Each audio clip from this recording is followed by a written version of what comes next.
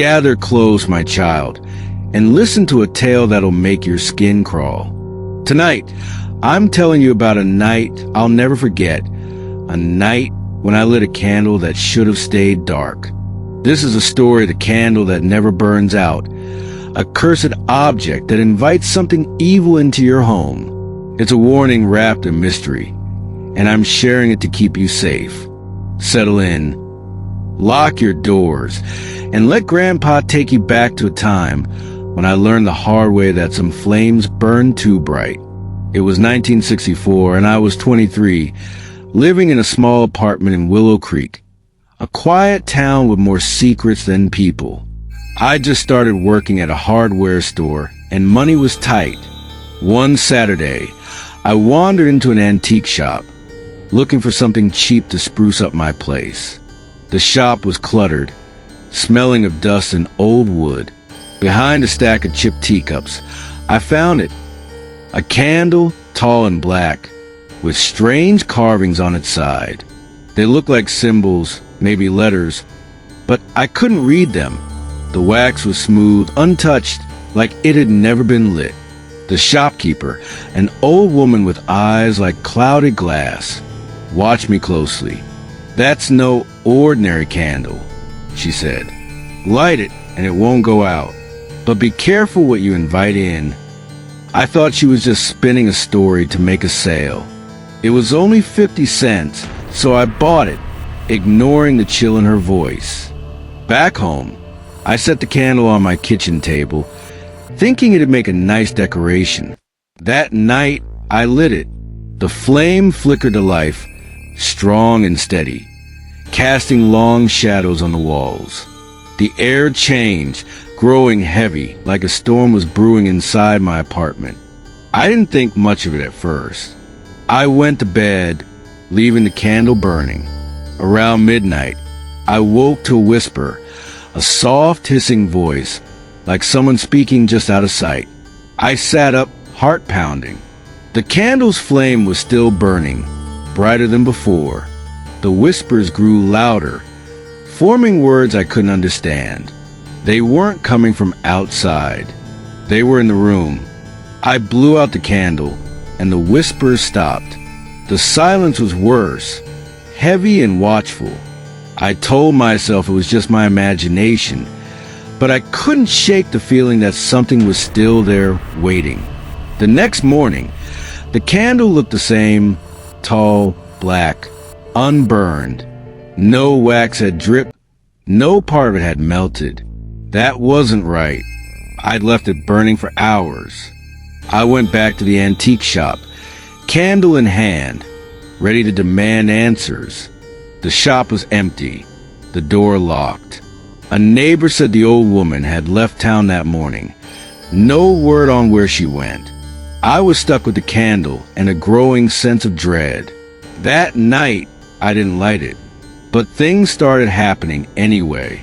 My keys went missing, only to turn up under the couch. Doors creaked open when I knew I closed them. And every night, I heard footsteps, slow, deliberate steps circling my bed. By the third night, I was a wreck. I called my friend Tommy, who knew a bit about old legends. He came over, took one look at the candle, and went pale. "You lit this?" he asked. I nodded. He told me about a story he'd heard from his grandmother, about a candle carved with ancient symbols, used in rituals to call spirits.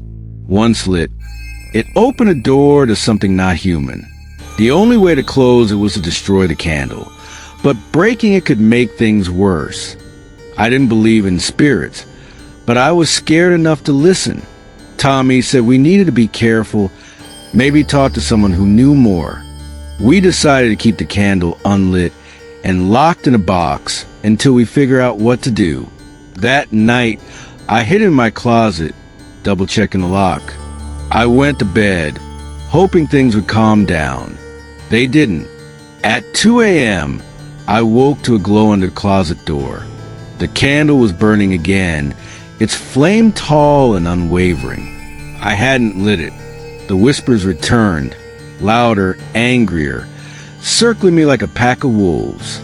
Shadows moved on the walls, twisting into shapes, hands, faces, things with too many eyes. I grabbed the candle, ignoring the heat, and ran to the kitchen. I threw it in the sink and turned on the water. The flame didn't flicker. Water poured over it, but it kept burning, the wax untouched. Panic took over. I grabbed a hammer, ready to smash it, but Tommy's warning stopped me. Instead, I wrapped in a towel and stuffed it into a metal toolbox, locking it tight. The whispers faded, but the air stayed heavy. I didn't sleep that night. The next day, Tommy brought over a woman named Miss Clara, a local who knew about old magic. She was small, with sharp eyes and a voice that cut through the fog of fear. Miss Clara took one look at the toolbox and nodded. "You've got a problem," she said. She asked me to tell her everything, when I bought it, when I lit it, what I'd seen.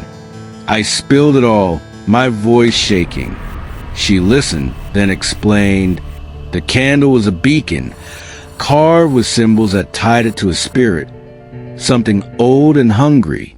Lighting it was like opening a door. The spirit was already here, tied to the candle. It wouldn't leave easily.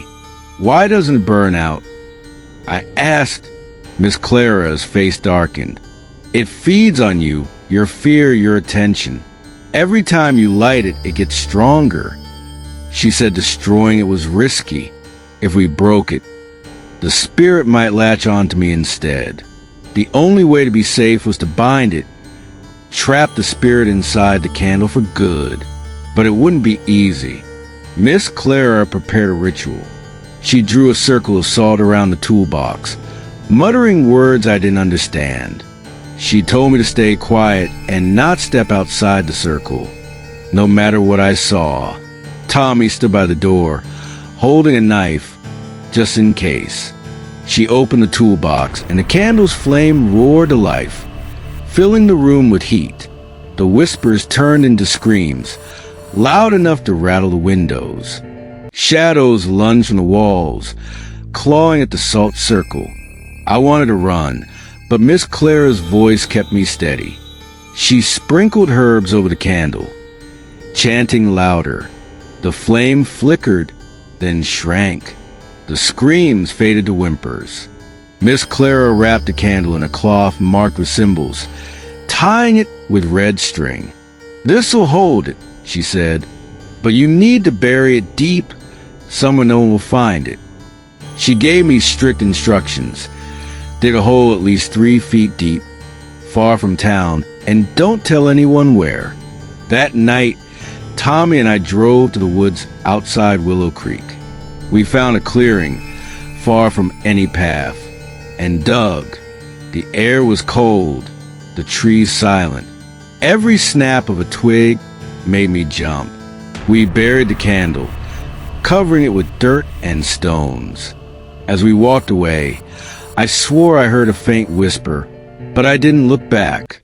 I never went to that clearing again. Years later, I tried to find out more. I tracked down stories about similar candles, objects tied to spirits, or worse.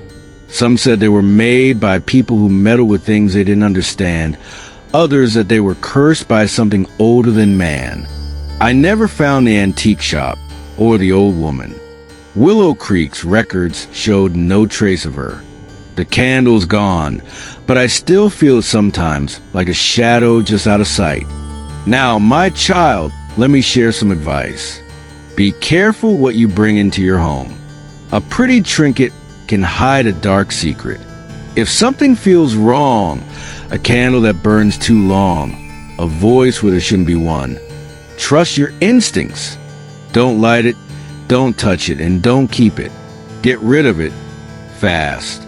And if you ever feel like something's watching you, don't ignore it. Check your doors, your windows, your corners. Evil doesn't always knock. This story is a heavy one, I know. It still chills me, and I'm telling it because I want you to stay safe. If it hit you hard, please hit that like button. It shows me you're with me, and it keeps these stories coming. Better yet, subscribe. Join our family, where Grandpa shares the truths that lurk in the dark. Your support is like a warm fire on a cold night. It keeps me going.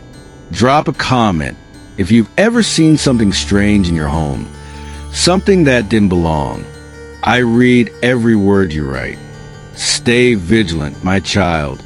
Keep your eyes sharp and your heart strong. Until next time, this is Grandpa signing off.